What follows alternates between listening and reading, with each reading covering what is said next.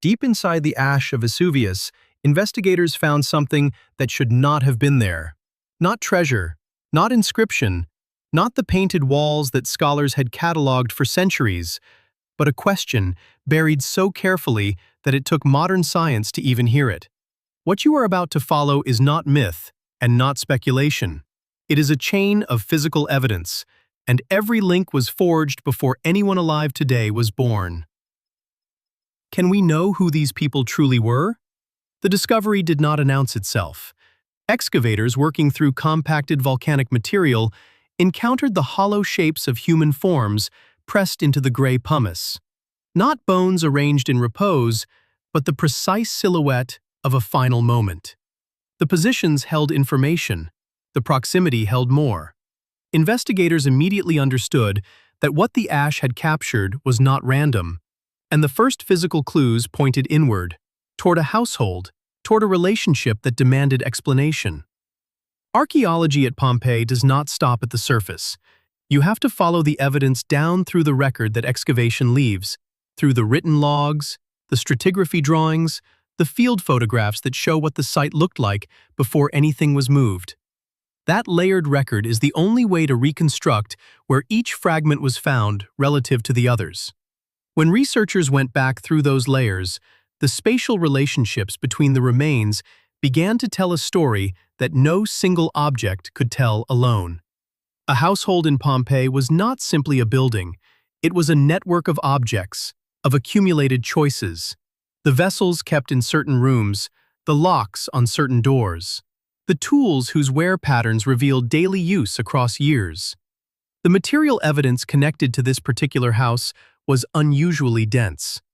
Investigators found domestic objects clustered in ways that pointed to a shared life rather than a transient occupation.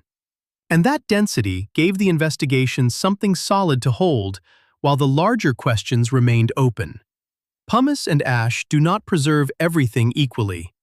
What survives depends on depth, on chemistry, on the simple accident of where a body came to rest when the surge arrived.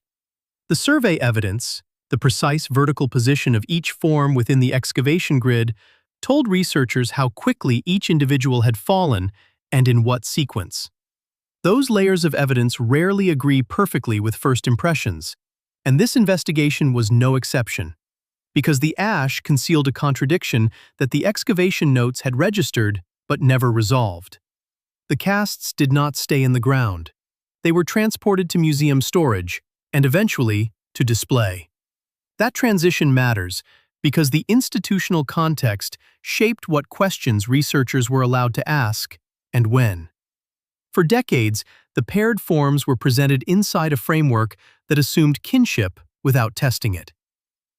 The museum records held the measurements, the condition reports, the accession numbers, and quietly, alongside all of that official language, the unexamined assumption that proximity meant family. The bracelet changed the investigation's direction. Recovered from the site of the House of the Golden Bracelet, it carried the weight of an entire interpretation on a single band of precious metal. Because gold jewelry of that quality did not belong to every household in Pompeii. Its presence suggested wealth, status, and a specific social position that a person occupying that house would have held. What the bracelet could not answer on its own was which of the recovered individuals it had belonged to, and that gap is where science stepped in. The hollow forms in the ash are not themselves bone. They are the negative space that a body once occupied, an absence shaped exactly like a presence. When researchers compared the cast evidence against the raw skeletal material that had been recovered separately, discrepancies emerged between what the outer surface of each cast suggested and what the interior anatomy actually showed. Those discrepancies were not errors in the casting process. They were data, and they pointed toward identities that the visible surface of the evidence had quietly been misrepresenting for generations.